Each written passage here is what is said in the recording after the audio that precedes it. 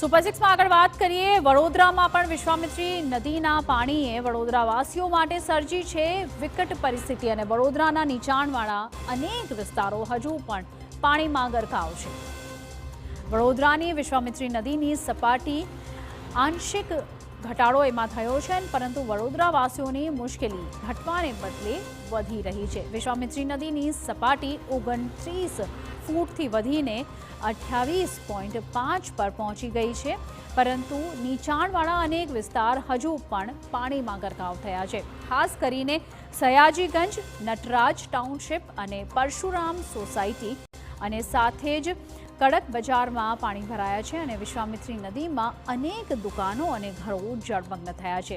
સતત બીજા દિવસે દુકાનોમાં પાણી ભરાયા રહેતા વેપાર ધંધા પણ ઠપ રહ્યા છે, જેના પરિણામે વેપારીઓને લાખોનું નુકસાન વેઠવું પડ્યું.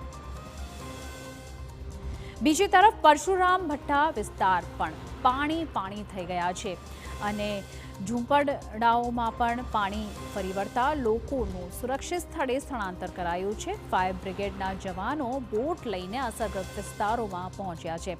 લોકોને સાવચેતી રાખવા અને સુરક્ષિત સ્થળે જવા માટે સૂચના આપવામાં આવી છે.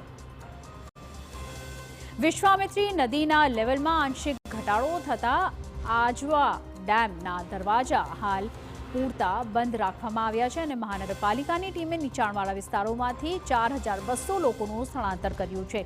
મોડી સાંજ સુધીમાં વિશ્વામિત્રીનું લેવલ ઓછું થાય તેવું તંત્રનું અનુમાન છે.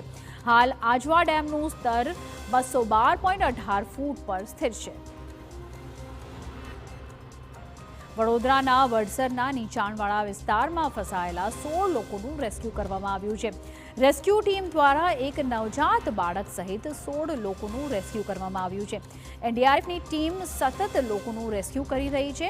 જિલ્લા વહીવટી વિભાગ દ્વારા અત્યાર સુધી 1877 લોકોને સ્થળાંતરિત કરવામાં આવ્યા છે.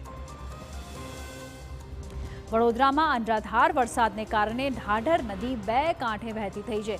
ઢાઢર નદીમાં નવા નીરની આવક થતાં નીચાણવાળા વિસ્તારોમાં પાણી ભરાયા છે, જેના કારણે લોકોને હાલાકી વેઠવી પડી.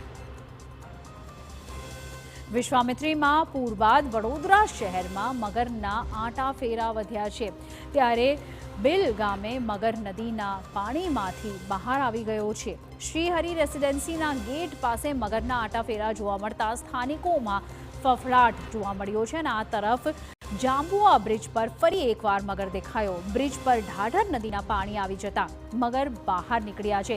તંત્ર દ્વારા મગરને પકડીને ફરી નદીના વિસ્તારમાં છોડવામાં આવ્યા.